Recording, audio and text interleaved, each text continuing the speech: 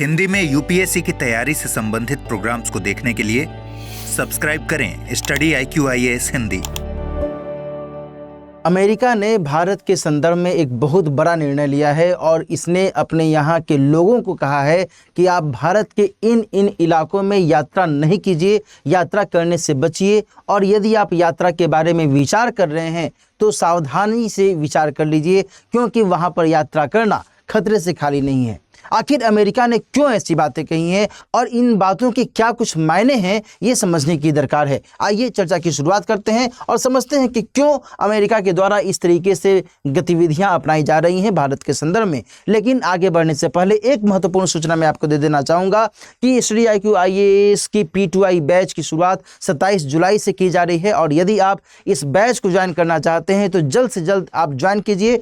अमृत Upadhyay sir इस batch में polity पढ़ा रहे हैं। बहुत ही शानदार तरीके से आप इस बैच को ज्वाइन करके अमृत सर के साथ में पॉलिटी पढ़ सकते हैं और बाकी के जो भी विषय हैं वो भी आपको सभी शानदार टीचर्स पढ़ा रहे हैं। तो निश्चित तौर पर ये बैच आपके लिए फ्रूटफुल हो सकता है, जिसके लिए आप दिलीप लाइव कोड का इस्तेमाल करके मात्र 27,999 रुपये में इस कोर्स को परचेज कर सकते हैं। और दोस्तों यहाँ पर ध्यान रखिएगा कि इस कोर्स में सबसे बड़ी राहत आपके लिए ये है कि यदि आप प्री 2025 को क्वालिफाई करते हैं तो फिर आपकी जो संपूर्ण फ़ी है वो माफ़ कर दी जाएगी और इस आधार पर ये आपके लिए एक सुनहरा मौका है इस बैच के जरिए अपनी GS की तैयारी को बेहतर बनाने का। तो जल्द से जल्द इस बैच को ज्वाइन कीजिए और GS की तैयारी को और मजबूत कीजिए। आइए शुरुआत करते हैं आखिर कि अमेरिका के द्वारा क्या कुछ गतिविधियां अपनाई गई हैं। सामने यहाँ पर जो महत्वपूर्ण जानकारियां हमें मिल रही हैं वो ये बता रही हैं कि साहब अमेरिका के विदेश विभाग के द्वारा जो निर्णय है इस पूरे मामले में लिया गया है और कहा गया है कि अमेरिकी नागरिक के लिए हम एक एडवाइजरी जारी कर रहे हैं और उस एडवाइजरी के आधार पर ही उनको भारत में किसी भी पार्टिकुलर रीजन में यात्रा करने पर विचार करना चाहिए। इसमें जो महत्वपूर्ण फैक्टर्स बताए जा रहे हैं वो महत्वपूर्ण फैक्टर्स ये कहते हैं कि साहब यहाँ पर जो अपराध जैसी स्थितियां पनप गई हैं और आतंकवाद जैसी जो स्थितियां पनप गई हैं, ऐसे में भारत में ज़्यादा सतर्कता बरतने की दरकार है वर्तमान माहौल में। अब आप सोचो, अमेरिका जैसा देश भारत के संदर्भ में इस तरीके की बातें कर रहा है तो इससे अंतर्राष्ट्रीय स्तर पर भारत की छवि क्या बन रही है, अच्छी बन रही है या बुरी बन रही है।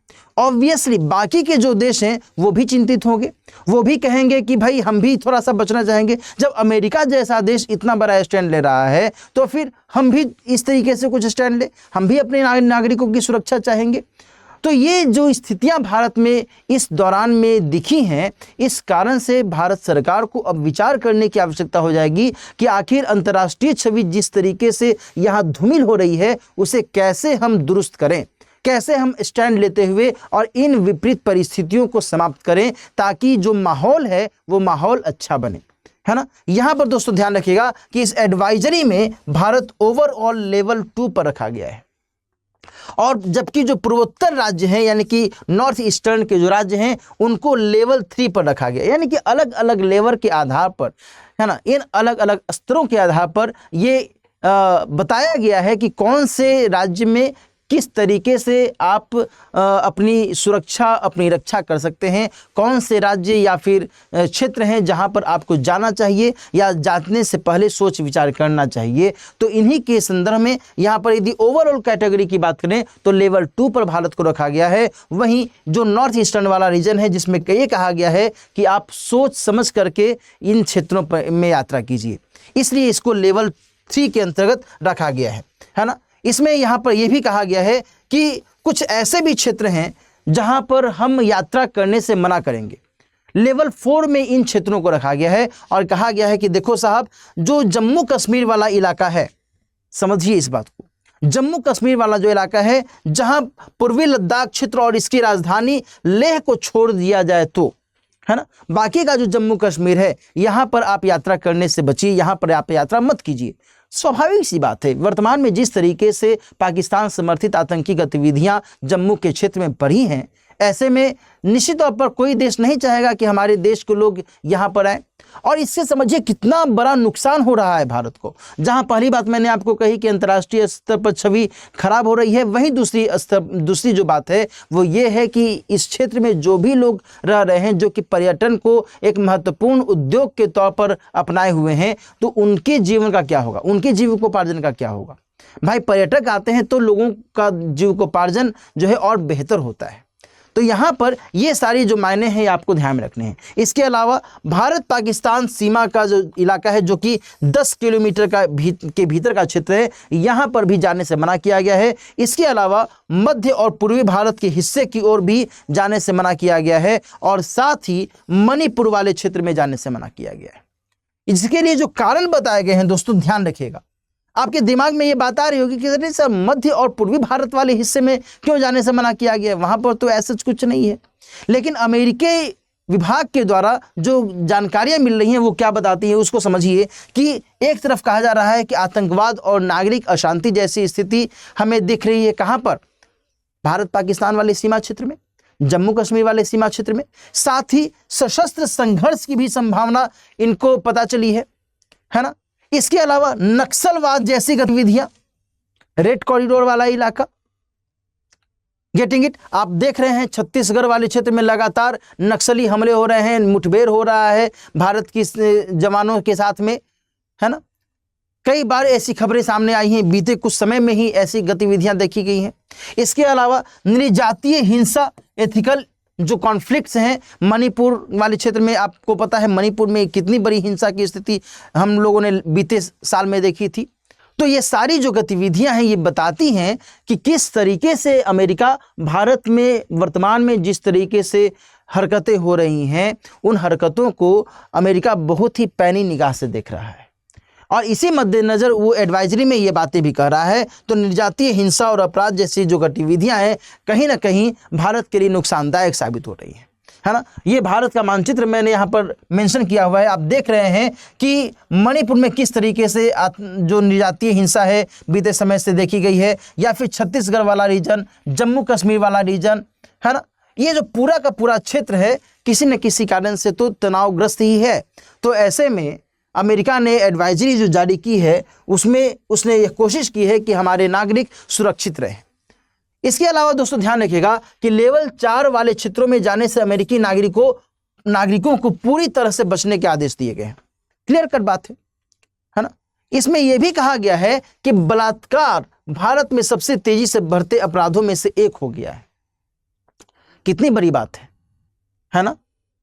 इसके अलावा यह भी कहा गया है कि भारत में यात्रा करने वाले अमेरिकी सरकारी कर्मचारियों को निम्नलिखित जगह जाने से पहले पूर्व अनुमति लेनी चाहिए, है ना। जाहिर सी बात है अमेरिका के कई सारे जो ऑफिशियल्स हैं वो भारत में किसी न किसी स्तर पर किसी न किसी डिपार्टमेंट के लेवल पर काम कर रहे होते हैं। तो उनको भी यह सलाह दी गई है कि आप इन क्षेत्रों में यदि जाने को हैं तो आप पहले हमसे अनुमति लीजिए, ताकि हम आपकी सुरक्षा की पुख्ता इंतजाम कर दें, या हम आपको ये बता सके कि आपको वहाँ पर इस समय जाना चाहिए या नहीं जाना चाहिए, क्या हालात हैं यहाँ पर। जैसे कि मणिपुर के बारे में बताया गया है, बिहार, झारखंड, छत्तीसगढ़, पश्चिम बंगाल, मेघालय, उड़ीसा के राज्यों के जो अधिकांश क्षेत्र हैं यहाँ के संदर्भ में ये बातें कही गई हैं।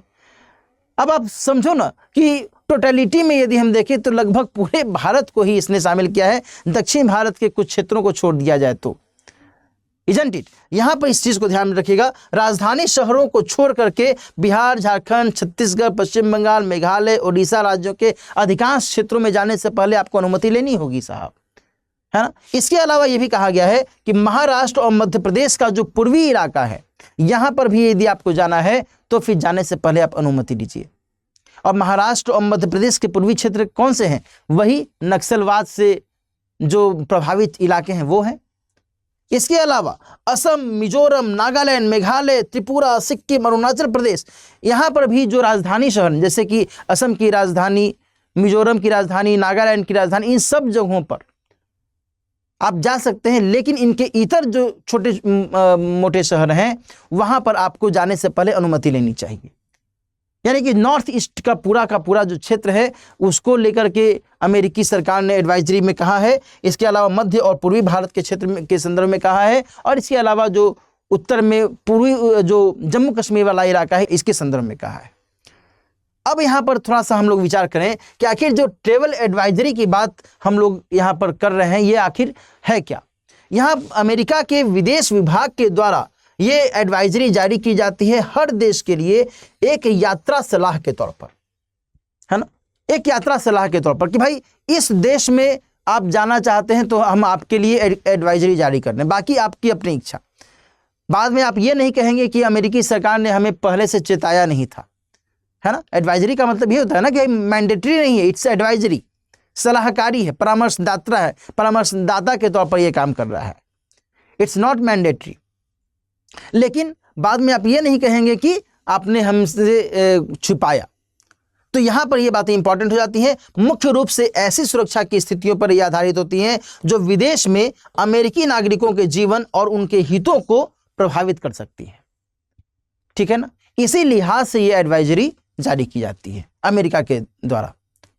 अब यहाँ पर दोस्तों ध्यान रखिएगा कि ये जो पूरी की पूरी स्थिति है, ये पूरी स्थिति भारत के संदर्भ में कितनी सकारात्मक है और कितनी नकारात्मक है।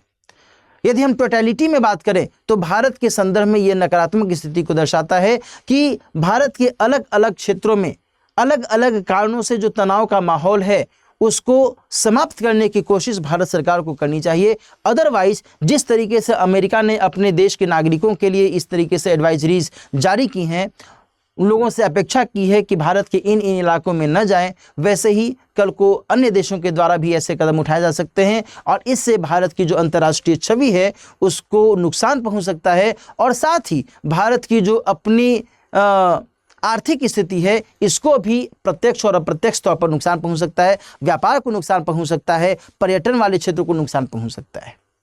गेटिंग इट और नॉट। तो इन सभी मुद्दों को यहाँ पर ध्यान में रखने की आवश्यकता है। आज की चर्चा हम लोग यहीं पर समाप्त करते हैं, लेकिन एक और महत्वपूर्ण सूचना फिर से मैं आपको दे दूं कि P2I बैच के तौर पर जो प्रतिज्ञा बैच का दूसरा बैच है ये शुरू होने वाला है 27 जुलाई से शाम में 6 बजे से। अमृत उपाध्याय सर के द्वारा इसमें पॉलिटी पढ़ाई जा रही है, जिसका आपको बेसब्री से इंतजार रहता है। तो पॉलिटी के साथ में इस बैच की शुरुआत हो रही है। साथ ही जो अन्य तमाम विषय हैं GS के सभी विषयों को इस फाउंडेशन बैच के अंतर्गत पढ़ाया जाएगा। 1000+ घंटे की इसमें क्लासेस आपको दी जा रही हैं। PT और मेंस के स्तर पर टेस्ट सीरीज की सुविधाएं हैं, है ना, और तमाम जो सुविधाएं हैं, मेंटोरशिप की सुविधाएं आपको इसके माध्यम से मिल रही हैं। सक्सेस इन प्रीलिम्स और सक्सेस इन मेंस प्रोग्राम आपको मिल रहा है। 18 सेट ऑफ बुक्स आपको इसके अंतर्गत मुहैया करवाए जा रहे हैं। तो ये तमाम सुविधाएं आपको इस बैच में मिल रही हैं और केवल 27,999 रुपये में आप दिलीप लाइव कोड का इस्तेमाल करते हुए इस बैच को खरीद सकते हैं और इस बैच के जरिए अपनी GS की तैयारी को और मजबूत कर सकते हैं। तो देरी किस बात की, जल्द से जल्द इस बैच को ज्वाइन कीजिए और अपने GS को और बेहतर से बेहतर कीजिए। मिलते हैं फिर किसी और चर्चा के साथ। अपना ख्याल रखिए। All the best. हिंदी में UPSC की तैयारी से संबंधित प्रोग्राम्स को देखने के लिए सब्सक्राइब करें स्टडी IQ IAS हिंदी।